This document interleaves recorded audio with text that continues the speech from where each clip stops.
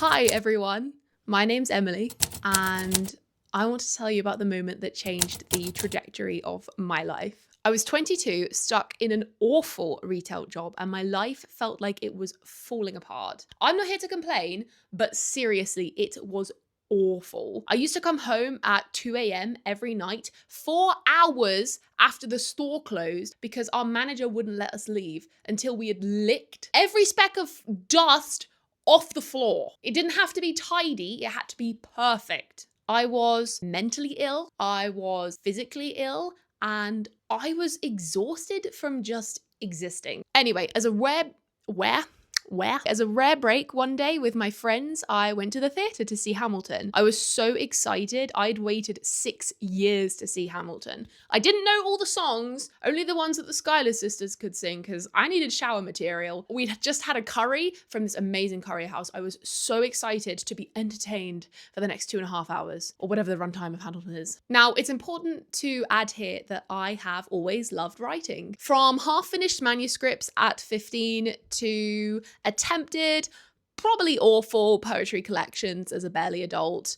I've always enjoyed putting pen to paper. I couldn't ever hold a project down though. My mum always used to call me a daydream believer. She even got me a t-shirt to say it when I went off to university. She'd tell you I always had my head in the clouds, flitting from one idea to the next, never properly able to bring any of my ideas into fruition. Basically the epitome of an ADHD riddled child. It wasn't just with writing that I would jump from one half-finished project to another. This was with every hobby of mine. Anyway, so I'm 22, sitting in this theatre, watching Hamilton. I've thought about writing over the last few months, but again, it's just an idea, as always, and I haven't done anything with it, except maybe a loose plan. And then the song Hurricane comes on. I don't know this one, but let me read you some lyrics.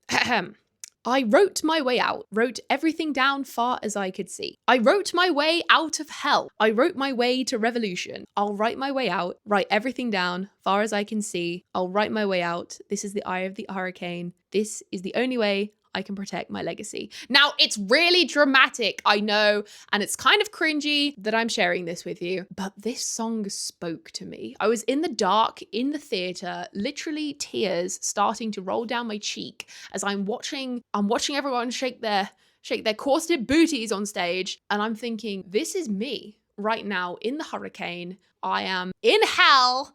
Okay, I've got to write my way out. It's my one thing that I can do. Lin-Manuel Miranda, if somehow you end up ever watching this, I just want to say, you rescued me.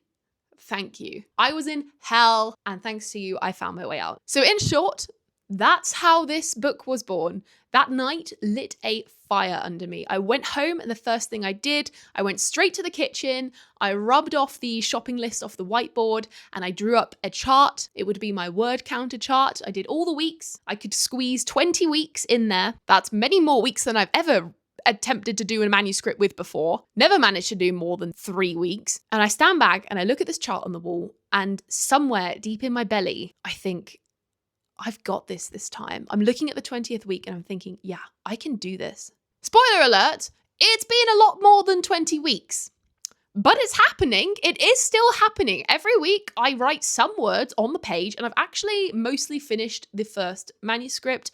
I'm going back now and editing what I wrote originally. What I wrote originally isn't as good in retrospect as how good I thought it was at the time, but I'll make another video about that at another point, because I think perfectionism is also something that stood a lot in my way previously. The book itself is a coming-of-age tale. I think the audience that would most want to read it are girls who are also coming of age, so maybe 16 to 18. It's loosely inspired by my own life, where in year 8, I was whisked off to the countryside from the city by my parents. Completely different way of life, and there's a lot of things there that I think are interesting to write about. It's the story I live, but it's the version that I think I wish I had played out. I think what sets it apart is that it doesn't rely on any of the classic high school tropes. There's no cliques or mean girl popularity contests. Instead, it's about a girl who loses her place in her old social circle, but finds something better. a real sense of community. Like me, she moves from the city to the rural countryside, and I wanted that setting to feel real. So I've incorporated loads of the experiences that I think are very distinct to my lived experience in the countryside.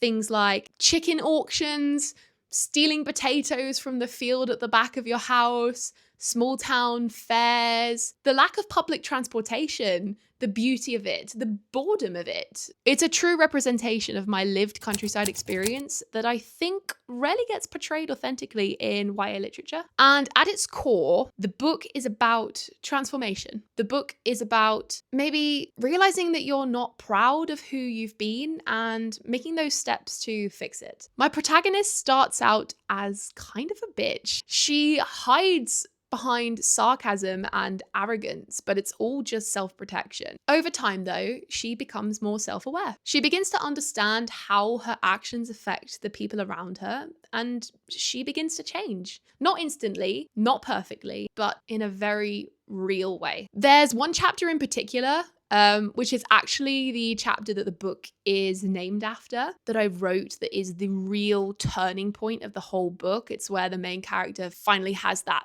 overarching sense of, oh my gosh, I need to change. That becomes the emotional heart of the whole story. When I wrote it, it just flowed out of me in a way that only poetry has ever managed to do for me. I had tears streaming down my face when I was writing it. And when my partner got home, I gave it to him to read, as I did all my chapters, and he cried too. He cried too. I think we both had a very similar experience in high school, and it spoke to both of us. And I'd like to think it will speak to a lot of people out there. I should say as well, he's not somebody that cries at books, ever. So I think that's when I became confident that I had captured something that will speak to people. If I could go back and talk to my 16-year-old self, I would tell her the theme that this book explores, which is it gets better. It really does. Even when you feel stuck, hopeless, lost, life will always find a way to make it better. Everything changes. You change with it. And there is so much beauty in that. I think that message was an outlet for me at the time of writing, considering where I was in my life. And I also hope, as I say, it will be a message to younger me, who needed this kind of message in the books that she read when she was 16. I want readers, when they close the book for the last time, to be left with a sense of optimism and hope for the world and feel ready to tackle any challenge that life throws their way. So, why am I here now on YouTube? Why now of all places? Why not the start? Why not after it's published? The answer is, I'm lonely, okay? I used to have other hobbies. I used to go climbing.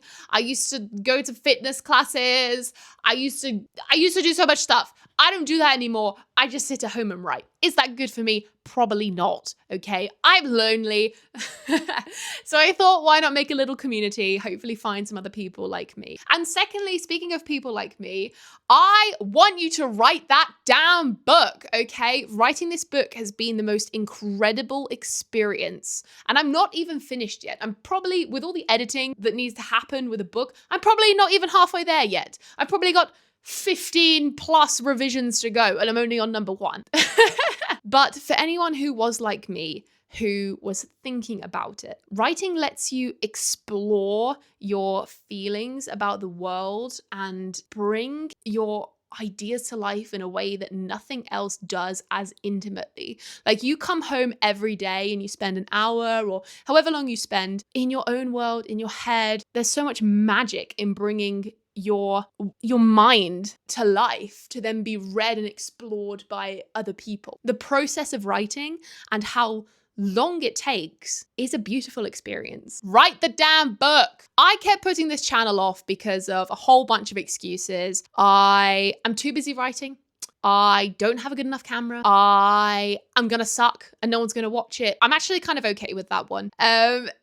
But you know what? I think I'm ready. No, I know I'm ready. I'm gonna post some videos. I'm gonna inspire people. That's the plan, okay? So, if you're a writer who struggles to finish things, or you're someone who loves YA fiction, or you just want to peek behind, hopefully, the process of traditionally publishing a book, fingers crossed, then stay tuned. I'd love to have you here. Let's build a space where we show up for ourselves, where we keep going, even if it gets messy, even if we really don't want to, we're gonna write that book. I'll be sharing my writing process, maybe talking about some of the books that we've been reading, maybe ranting when it all gets too much, but mostly I'll be here finishing what I started and hopefully helping you do it too. Because life is great and it gets better. It always does. And if you need writing to get you out of there, trust me, you can do it. Thanks for watching. I'll see you in the next one.